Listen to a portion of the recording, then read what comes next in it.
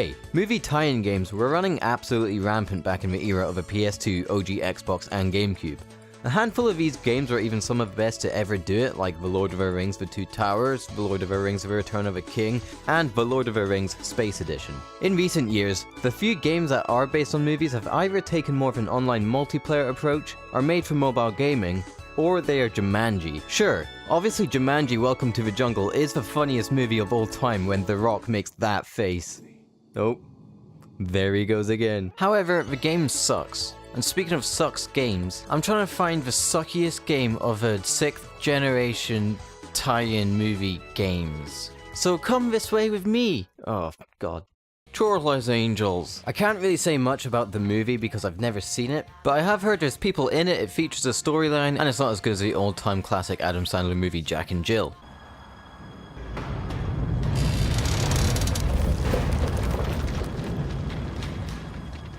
No way, that's pretty realistic. They didn't just steal the bloody Statue of Liberty, did they? What's next, the Eiffel Tower? Big Ben? Christ the Redeemer? Look, I believe in suspension of disbelief and all that, but do you know how many people with perfect coordination skills you need in order to steal the Statue of Liberty when it's pitch black in just 3 seconds? I'm pretty sure it's at least 7. Break it down, Boz.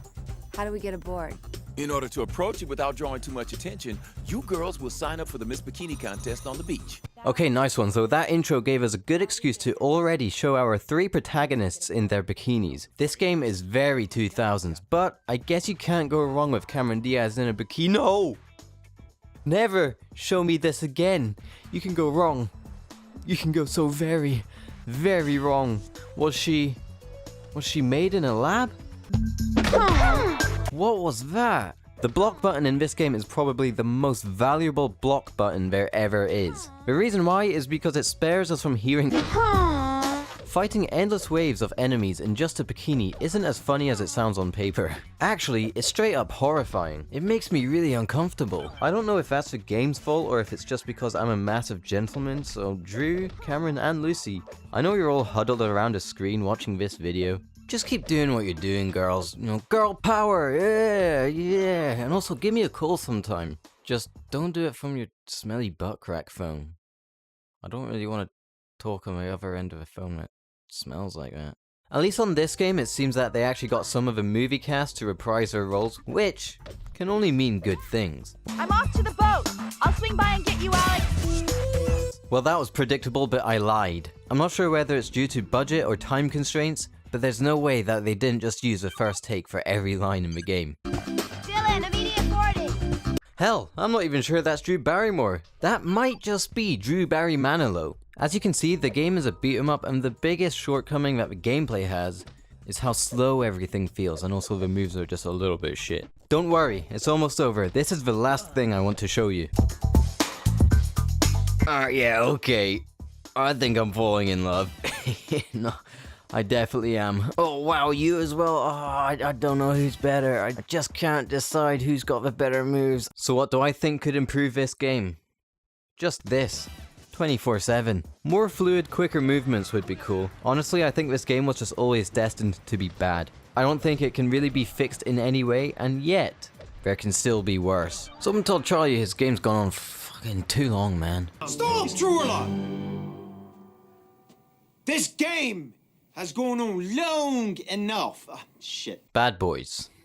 Bad Boys. What you gonna do? What you gonna do when this game sucks? The Bad Boys films work because of the undeniable chemistry that Will Smith and Martin Lawrence brought to their characters Mike and Marcus. It's time to see if the game manages to capture the same essence that the movies do. Just get transferred here. What's your name? Leanne Reed. Been a while. Whoa, that's not Martin Lawrence and Will Smith. This might just be the little bit naughty boys Martin Lawrence and Smill with. One of the first things you'll notice when you get into the game is how wonky the aiming system is, which isn't a good sign when that's probably the single most important core gameplay mechanic. I'd say shooting people is probably like 75% of the game, and it's just not great, except for the shotgun, which is actually pretty fun to use. Grenades, on the other hand, and I wish they did use their other hand, you'll see what I mean in a second, are absolutely hilarious. He doesn't throw them like a bad boy at all. No, he throws them like a sad boy. It looks like the only target he's aiming for is himself. Oh, I hope this isn't foreshadowing anything. The second thing you'll notice is that the characters do in fact partake in some mutual banter. Oh, goddamn it! I got a bullet in my ass! Not something you want to be bragging about, Marcus. It makes me wish I didn't have any ears. The lines aren't great to begin with, but when it's your 20th time hearing the repeated dialogue, it does actually end up being pretty comical because the painful delivery of these plainly unfunny lines are just slowly decaying your brain and making you gradually go more and more delirious. Oh, goddamn it! I got a bullet in my ass! Not something you want to be bragging about, Marcus. Believe me, I know all about writing unfunny lines. I'm actually writing an unfunny line at this moment, 12:15 AM in the morning, mid-January, and I'm saying all this just because I don't want to talk about this game anymore, but I suppose we should get back to it. Yes, with the bad boys now! Are you kidding me? I put up with so much bad dialogue. See, I told you this game slowly melts your brain. Jesus. I put up with so much bad dialogue and endless amounts of enemies whilst having to deal with wonky controls just to get killed by my own grenade, even though I was behind cover. To add insult to the new gaping wound in my chest, seeing the 4 dudes lined up like that, knowing my grenade was about to blast them all away, I was actually starting to enjoy myself a little bit, so I thought maybe I'll continue, but then I see the 2 words no one ever wants to see: restart stage. No thank you, that wasn't a good game. It's weird how it's only single player as well, because a game like this with a few snacks, a couple of drinks, could actually be a bit of dumb fun if you were couch co-oping it. How do I think the game would have been improved? Well, I personally would have called Will and Martin and convinced them to be a part of it with completely rewritten dialogue. I also would have added some fisticuff options. I would have made it 2-player, overhauled the gunplay completely, made the arcade games playable, and added checkpoints. However, because the game is not absolutely terrible, we can definitely stoop lower.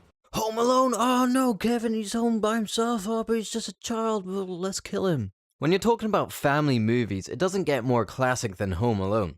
Nothing brings joy to families more than watching 2 grown men attempt to murder a young boy. I'm gonna kill that kid! That's the kind of film that just fills you with a Christmas spirit and makes you believe in the good of humans yet again. Will the game also be able to fill us with that Christmas spirit, or will it destroy our lives? I was supposed to say, or will it destroy our wills to live? Right, who the hell is that?